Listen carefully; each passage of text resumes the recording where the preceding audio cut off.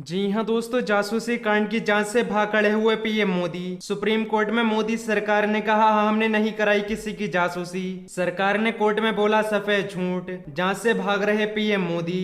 Supreme court के जज ने लगाई तगड़ी फटकार। खबर में आगे बढ़ने से पहले लाइक कीजिए इस वीडियो को और चैनल को सब्सक्राइब करने के बाद घंटी बजाना बिल्कुल ना भूलें। बढ़ते हैं पहली खबर की तरफ। पेगासस पर केंद्र ने सुप्रीम कोर्ट से कहा हम विशेषज्ञ कमेटी बनाने को तैयार। दरअसल केंद्र ने बताया कि वे पेगासस मामले की जांच के लिए एक विशेषज्ञ कमेटी बनाएगा। सुप्रीम कोर्ट ने दाखिल जवाब में केंद्र ने जासूसी के आरोपों को बेबुनियाद बताया है, लेकिन साथ ही यह भी कहा है कि वे सभी आशंकाओं को दूर कराने के लिए निष्पक्ष विशेषज्ञों एक कमेटी बनाने को तैयार है। केंद्र सरकार ने यह प्रस्ताव भी दिया है कि कमेटी किन किन मुद्दों पर काम करेगी, ये सुप्रीम कोर्ट ही तय कर देगा। पत्रकारों, सामाजिक कार्यकर्ताओं, जजेस समेत दूसरे लोगों की जासूसी करवाने के आरोप का आज केंद्र सरकार ने जोरदार खंडन किया। प्रौद्योगिकी मंत्रालय की तरफ से दाखिल हलफनामे में कोर्ट को यह भी बताया गया कि मामले में याचिका दाखिल करने वाले सभी लोगों ने कहा सुनी बातों के आधार पर याचिका दाखिल कर दी है। केंद्र की तरफ से जिक्र करते हुए सॉलिसिटर जनरल तुषार मेहता ने कहा संसद का सत्र शुरू होने से पहले एक वेब पोर्टल ने सनसनी फैलाने के मकसद से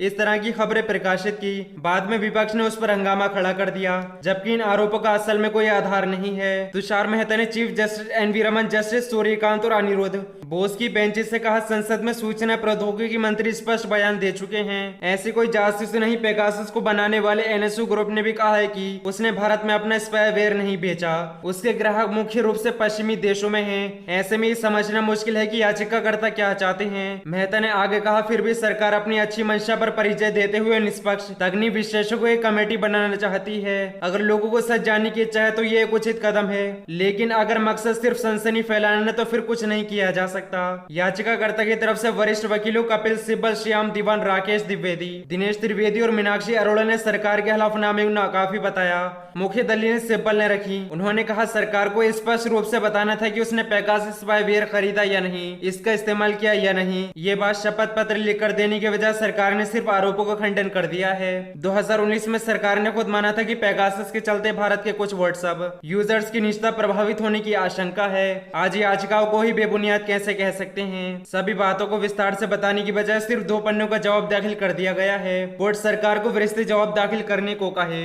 इस पर कोर्ट ने सॉलिसिटर जनरल तुषार मेहता से पूछा कि क्या वे विस्तृत जवाब दाखिल करना चाहेंगे। मेहता ने जवाब दिया कि बहुत ज्यादा विस्तार में जाने से राष्ट्रीय सुरक्षा से जुड़े कुछ संवेदनशील पहलुओं पर बात करनी पड़ सकती है। समस्या यह है कि अगर ये सरकार लिखकर दे कि उसने ना तो पेगासस खरीदा न इस्तेमाल किया, तभी याचिकाकर्ता इसे स्वीकार नहीं करेंगे। इसलिए बेहतर होगा कि विशेषज्ञों की कमेटी बनाने दी जाए। याचिकाकर्ता ने सरकार की तरफ से कमेटी बनाने का विरोध किया।